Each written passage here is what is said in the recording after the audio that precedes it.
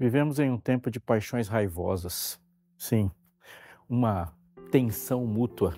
E nos últimos anos, isso se acentuou e se acentuou muito de forma aguda. Praticamente dessa tensão que aumentou, ninguém ficou de fora. A gente foi praticamente obrigado a um posicionamento de forma assim coercitiva. E nisso, famílias experimentaram rupturas e você pode perceber que uma geração se descolou ainda mais uma das outras. O que no começo parecia apenas ser uma discordância, na verdade se transformou em um desprezo mútuo. Neste mundo onde as polarizações estão cada vez mais presentes na nossa vida, a gente não pode dizer que falar desse assunto não é falar de algo sério. As igrejas não ficaram de fora, pelo contrário, ocuparam um papel predominante na trama e experimentaram como um termômetro todo o calor que estava fora dela. Mas o chamado da igreja não é para medir a temperatura como termômetro, mas para alterar a temperatura como um termostato. O apóstolo Paulo, em seu tempo, testemunhou, viveu, enfrentou uma situação muito parecida na igreja de Corinto. Essa igreja muito problemática do Novo Testamento, localizada na região grega do Peloponeso, nos oferece modelos importantes para resolvermos os nossos problemas também. Nós vamos, a partir dos problemas deles, tirar lições para resolver os nossos aqui, porque está começando agora o Fé para Hoje.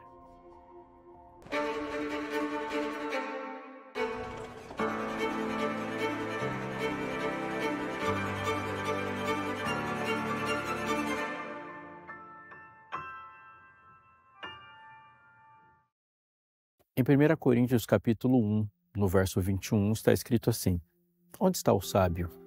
Onde está o escriba? Onde está o questionador deste mundo? Não é fato que Deus tornou louca a sabedoria deste mundo? Visto que na sabedoria de Deus o mundo não o conheceu por sua própria sabedoria, e Deus achou por bem salvar os que creem por meio da loucura da pregação. O primeiro conselho de Paulo para as pessoas da atualidade é de fundamental importância e não poderia começar de outra forma, porque ele fala de três coisas intimamente ligadas, e são elas: a sabedoria, a salvação e a pregação. Diante desse problema colossal do pecado, não há nenhum recurso humano capaz de enfrentá-lo, nenhum.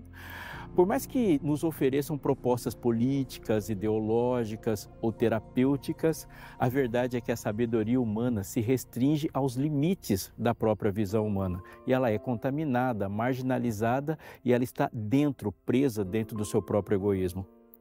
A Bíblia vai nos dizer repetidas vezes que todos nós, de alguma forma, temos uma consciência de que alguma coisa está errada. Por todos os cantos do mundo e em todas as culturas espalhadas nos continentes, existem compreensões distintas da origem da vida, do propósito do mundo e desse propósito do mundo no universo. E a gente tem algumas compreensões de seres inteligentes além de nós, mas todos têm um ponto em comum: há o mal. Essa compreensão, não necessariamente feita a partir de alguma religião organizada e reconhecida, está aí diante de todos. Você e eu podemos facilmente ouvir cientistas dizendo, e eles fazem isso o tempo todo, dos problemas que enfrentamos. E não são poucos.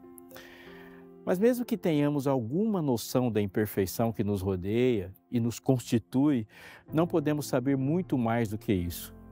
As explicações sobre a origem do mal e os dilemas filosóficos que qualquer explicação traz consigo vão inevitavelmente falhar em muitos pontos importantes, e a gente acaba derrotado em nossa própria inteligência.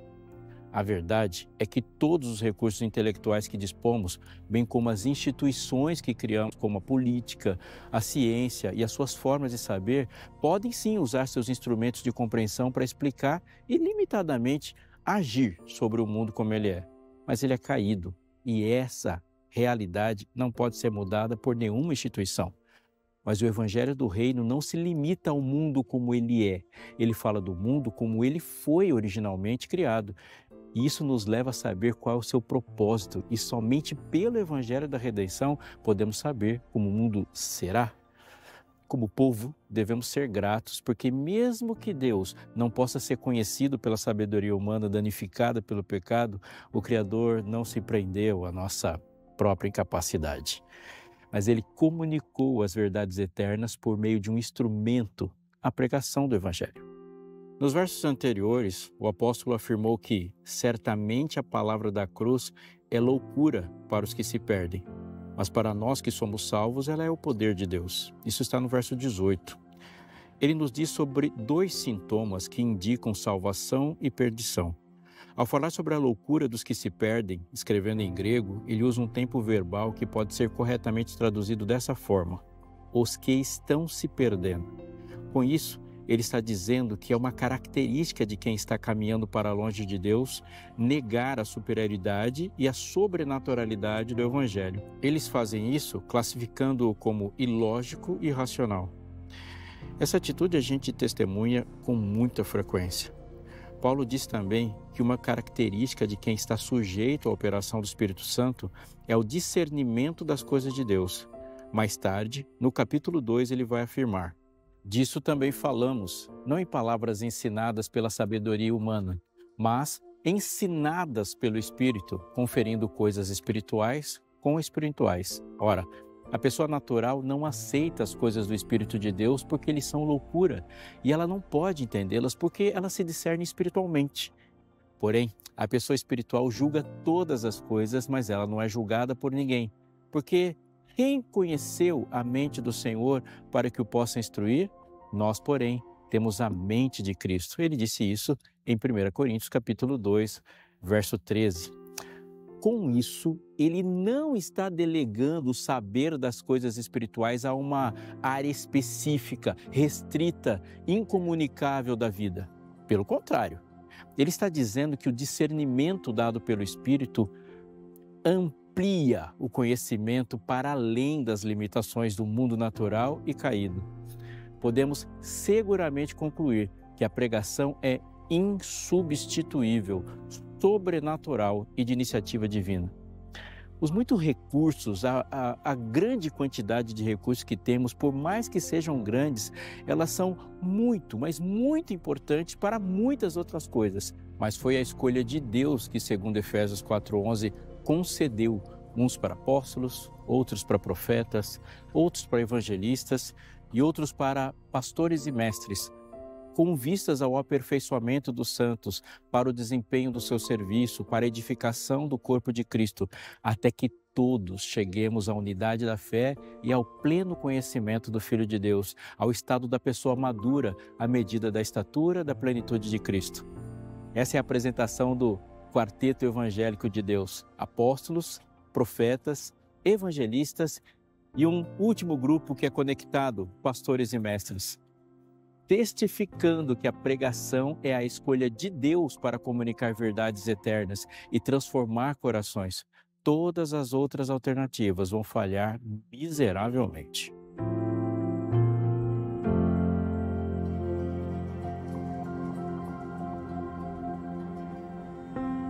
Em 1 Coríntios capítulo 4, dos versos 1 a 4, Paulo vai abordar um assunto agudo, pontual e que tem atravessado os séculos, influenciando muitas pessoas e, por que não dizer, adoecendo muitas pessoas. Ele vai falar sobre julgamentos, sobre reconhecimentos, por essa nossa busca faminta por likes, mesmo que em outros momentos da história elas não tenham esse nome. O texto começa assim: assim, pois, importa que todos nos considerem como ministros de Cristo e encarregados dos mistérios de Deus. Ora, além disso, o que se requer desses encarregados é que cada um deles seja encontrado fiel. Mas a mim pouco importa ser julgado por vocês ou por um tribunal humano. Nem eu julgo a mim mesmo, porque a consciência não me acusa de nada.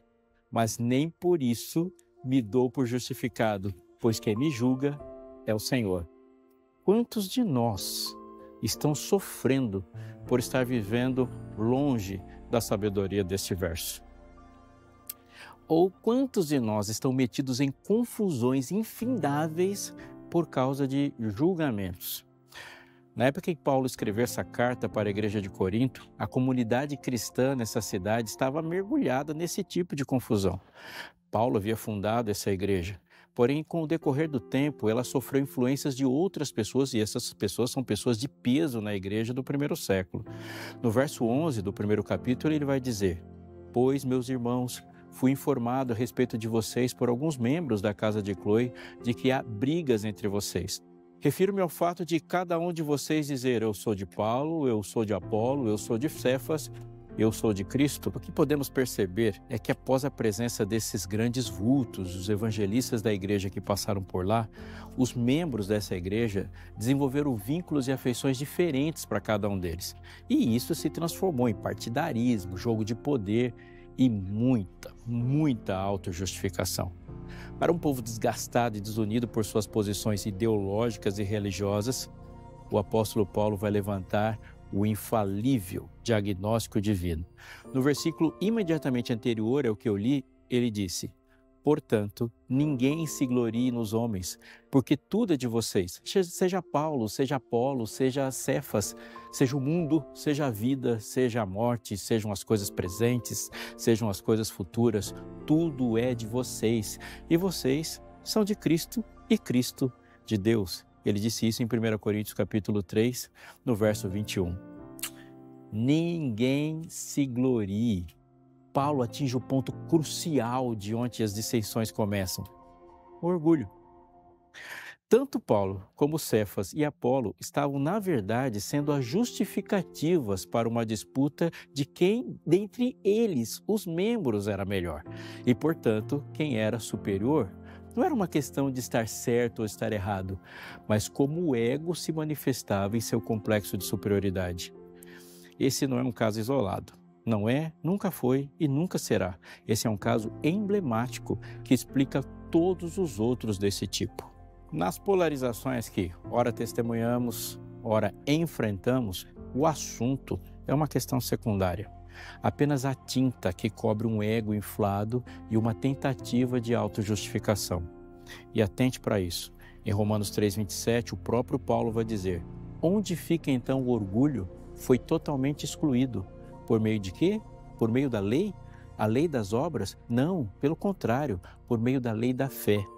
Por mais que tentemos fugir do óbvio que se opõe a nós, orgulhar-se ou vangloriar-se é um outro termo para justificar-se.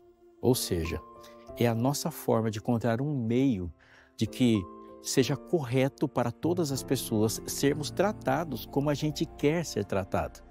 Há um portanto oculto sempre depois de um eu sou declarado. Eu sou e se completa assim o elogio. Eu sou branco, eu sou negro, eu sou desse partido, eu sou de outro, eu sou desse país. Mas depois de eu sou isso, portanto, aí vem o prêmio. Depois de uma autojustificação, logo vem as exigências dessa identidade de grupo usada para reforçar uma identidade individual. Porque por trás de todo elogio que um homem faz para si mesmo está a crença nos direitos que esses elogios trazem. O que Paulo está apontando é a solução para as nossas querelas ao afirmar que nenhum de nós é merecedor de nada.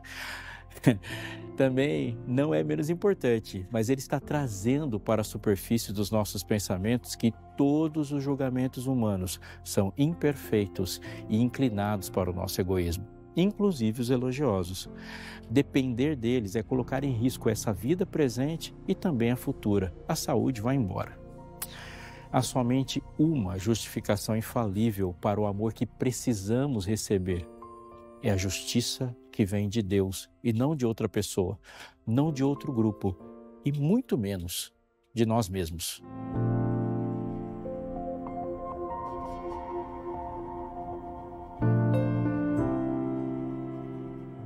Um terceiro ponto que Paulo vai abordar a partir de um problema que aquela igreja tinha enfrentado é sobre a relação que temos entre aquilo que sabemos, a nossa intelectualidade, e a unidade tão necessária para qualquer tempo. Em 1 Coríntios 8, do verso 9 em diante, ele diz: mas tenham cuidado para que essa liberdade de vocês não venha de algum modo a ser tropeço para os fracos.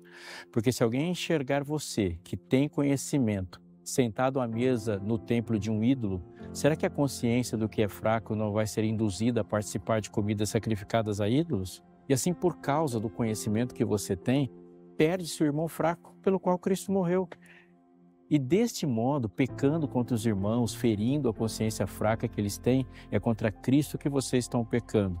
E por isso, se a comida serve de escândalo ao meu irmão, nunca mais comerei carne, para que não venha escandalizá-lo. Ele termina o texto no verso 13. Os irmãos, eles não tinham nenhum acesso a qualquer carne para consumo que não tivesse passado por um ritual pagão ou idólatra. Logo no começo do capítulo, Paulo fala disso e a posição teológica de Paulo é igual à de uma parte dos membros da comunidade. Paulo vai dizer que não há nenhum Deus concorrente com o Deus verdadeiro, porque ele é único. Todo ídolo humano é resultado da imaginação de um coração pecaminoso. E essa religiosidade pagã e idólatra sequestrou a cultura. Portanto, nesse caso, não havia ofensa a Deus e nem o consumo era uma admissão da existência de qualquer Deus ou um ato de adoração a um Deus pagão. Mas o problema é que havia um motivo importante que fazia com que o outro grupo se escandalizasse por causa dessa prática. Algumas pessoas da comunidade de fé eram advindas desses cultos pagãos, tendo todas as experiências anteriores à conversão muito vívidas na memória, e isso era para eles um significativo desconforto. A posição que poderia ser defendida diante do dilema em que a igreja se encontrava era a do primeiro grupo. O próprio apóstolo Paulo atesta isso. Mas isso não encerra a discussão, porque existe uma crucial diferença entre ganhar as pessoas e ganhar das pessoas. Nossa formação cultural, intelectual, teológica, ela pode nos dar boas armas e armas necessárias para vencermos um debate com aqueles que se opõem a nós e se opõem ao que está revelado. Mas isso nem de longe significa que o nosso trabalho com isso já está realizado, porque as pessoas são livres.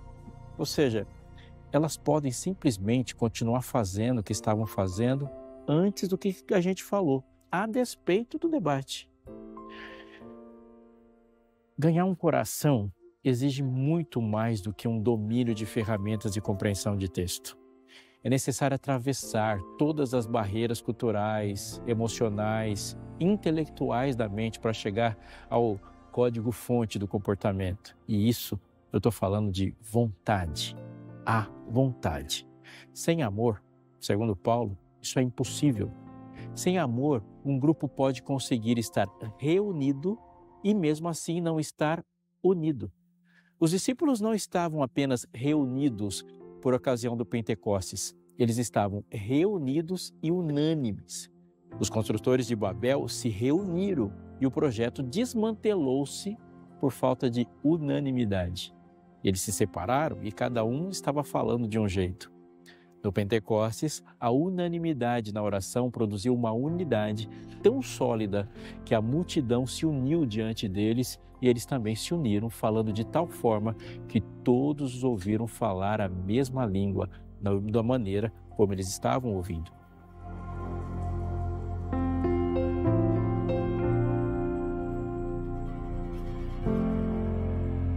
Do Pentecostes, a unanimidade na oração produziu uma unidade tão sólida que a multidão se uniu diante deles e eles também se uniram, falando de tal forma que todos os ouviram falar a mesma língua na sua própria forma de ouvir.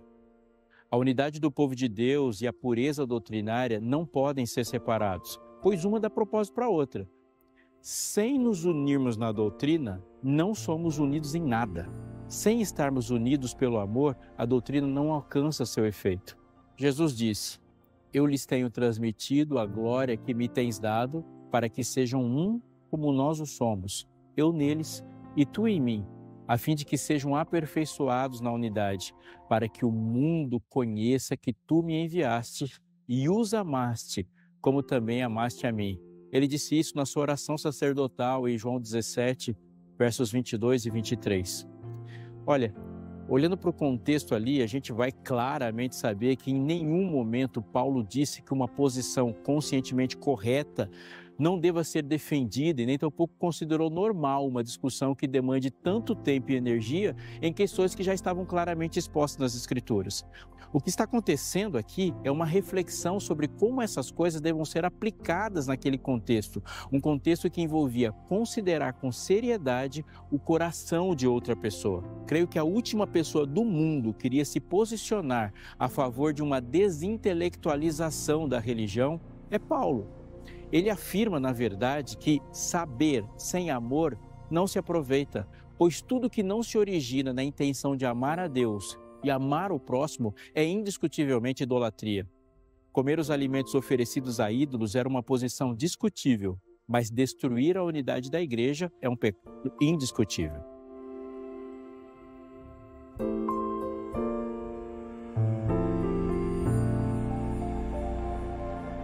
Por fim, Paulo vai falar dos problemas de Corinto, argumentando poderosamente sobre um outro aspecto da polarização. Em 1 Coríntios capítulo 10, dos versos 18 a 22, ele diz: considere o Israel segundo a carne. Não é verdade que aqueles que se alimentam dos sacrifícios são participantes do altar? O que quero dizer com isso? Que o que é sacrificado ao ídolo é alguma coisa? Ou que o próprio ídolo tem algum valor? Não, digo que as coisas que eles sacrificam são sacrificadas a demônios e não a Deus. E eu não quero que vocês estejam em comunhão com os demônios. Vocês não podem beber o cálice do Senhor e o cálice dos demônios. Não podem ser participantes da mesa do Senhor e da mesa dos demônios. Ou provocaremos ciúmes no Senhor? Somos por acaso mais fortes do que Ele? Em 1 Coríntios 8, Paulo chama a atenção da igreja para o fato de que a realidade de Deus é única. Não há nenhuma outra divindade concorrendo com Ele. Todos os ídolos mundanos não são falsos apenas por não cumprirem o que prometem, mas pelo fato de eles não existirem. Ele foi taxativo. Não são falsos porque não abençoam. Eles são falsos porque não existem. Mas agora ele vai advertir contra um outro perigo mortal. Embora não exista nenhum outro Deus no universo, existe a realidade do mal no universo. E por isso, essa realidade não pode ser ignorada. Pela carta de Paulo, Deus está fazendo soar um alarme para nos despertar do nosso torpor. Primeiro, ele nos chama a atenção para a história. Quem não é capaz de aprender com o passado está condenado a viver amarrado na sua imaturidade. Em Romanos 15:4 está escrito: pois tudo que no passado foi escrito, para o nosso ensino foi escrito, para que pela paciência e pela consolação das Escrituras tenhamos esperança. Israel não se deu bem em flertar com a idolatria, mesmo tendo sido avisado com veemência a respeito disso. Mas a despeito dos avisos, o flerte se transformou em um relacionamento sério e daí degringolou para tóxico e abusivo, como é todo relacionamento idolátrico. Quando o povo de Deus se entregou aos deuses de outros povos, ele esqueceu do básico. Aqueles deuses são de outros povos e eles se tornaram a pedra de tropeço de Israel. É sempre importante ter em mente que os nossos tropeços não acontecem em montanhas, eles acontecem em pedrinhas, as pequeninhas, as que ignoramos, aquelas que a gente não vê perigo nenhum. O passado prega insistentemente, ele levanta diante de nós uma inexorável realidade de que não existe nenhuma possibilidade de equilíbrio quando do outro lado da balança está o mal. Com o mal não se negocia e a história se torna para os rebeldes uma implacável testemunha de acusação. Outra advertência muito importante para eles e para nós foi dita. Anota aí, ó. Não existe neutralidade do mundo, não existe espaço intermediário, não existe organização material, não há cultura, não há arte que seja neutra, não existe posicionamento político e econômico, como também não há religião quase certa. Para ser caracterizado como bem, algo deve se definir e se apresentar 100% puro e bom, sem uma mancha sequer de contaminação do mal. Mas para o mal ser mal, basta ser 99% bem. Eu gosto desse exemplo do relógio. Quando o ponteiro do relógio aponta para 12h e 1 segundo, isso já é boa tarde. Toda concessão ao mal é mal total. E aqui está o arco que cobre todos os conflitos da terra. Há um grande conflito entre o bem e o mal e todos nós estamos envolvidos nele. O Salmo 2 começa com uma radiografia do mundo. Por que se enfurecem as nações e os povos imaginam coisas vãs? Os reis da terra se levantam e as autoridades conspiram contra o Senhor e contra seu ungido. As nações, desde que o mundo experimentou o mal, vivem em fúria e conflito. As disputas estão ocorrendo em todas as áreas possíveis. Povos lutam enfurecidos por territórios, pelo valor da sua moeda, por mercados e até pelo espaço. Mas todas elas têm um ponto em comum: elas conspiram. Todas elas conspiram contra o Senhor e seu ungido. Não importa o enredo, no capítulo final, na história de qualquer lado dos conflitos que nós estamos vendo entre os homens, Jesus e seu povo não estão presentes. Existe uma polarização de verdade, mas ela é entre o bem e o mal, entre Cristo e Satanás. Esta é a verdadeira guerra. Agora, abra o seu coração para o que está revelado. O mal não é capitaneado por um Deus. Não há nessa guerra forças equivalentes. Mas o que Paulo está dizendo é que, da mesma forma que não existe salvação sem um Salvador, também não existe tentação sem um tentador. Satanás não é o único envolvido em todos os pecados que a humanidade comete, mas ele existe, tem planos e estratégias, e uma das suas maiores habilidades é se camuflar diante da cegueira da nossa autoconfiança. Desde o princípio ele tenta, e muitas vezes com considerável sucesso, desviar o nosso olhar de onde de verdade a guerra está acontecendo.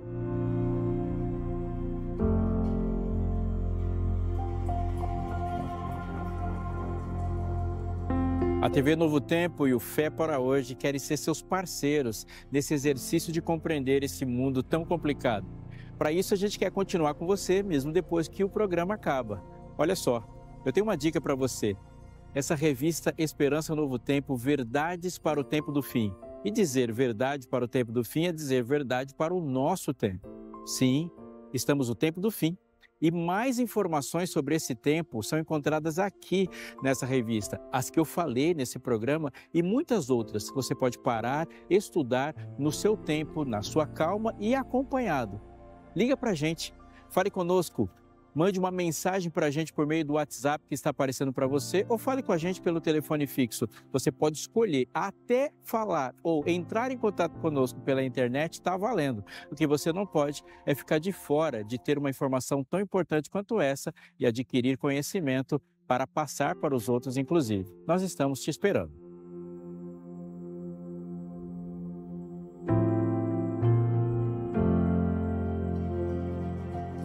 No episódio de hoje, nós ouvimos Paulo falando à igreja de Corinto e de lá para a gente, enfrentando os problemas de polarizações que, quando o assunto é pecado, só se resolve com graça, e a graça é transmitida por meio da pregação. Muitas tentativas ideológicas estão aí como uma solução de um problema, mas elas saíram do mesmo lugar que os outros problemas saíram. A maior arma que o cristão tem contra esse mundo confuso é a pregação do Evangelho. Paulo também nos ensinou que a unidade é uma questão fundamental e o respeito pelo coração das outras pessoas deve estar presente em todas as discussões. Intelectualidade sem transformação é autojustificação. Falando de autojustificação também, nós aprendemos que muitas das nossas disputas, elas não são defesas das teorias e das melhores ideologias do mundo. São as defesas de nós mesmos querendo marcar o nosso lugar na terra. E a solução para isso é deixar que Cristo e sua justiça nos diga a maneira como devemos ser tratados. Espero que isso tenha servido para você, para se posicionar firmemente com a firmeza da palavra e iluminando o mundo sem fazer parte das loucuras dele. E falando em firmeza, não perca o próximo episódio, porque a gente vai falar em como você pode manter a mente firme diante de todas as tentações e ideias que estão nos bombardeando neste tempo. Assim, firme como um farol numa ilha. Então eu tenho um encontro marcado com você no próximo Fé para Hoje, lá no Farol da Barra, aqui na bela Salvador.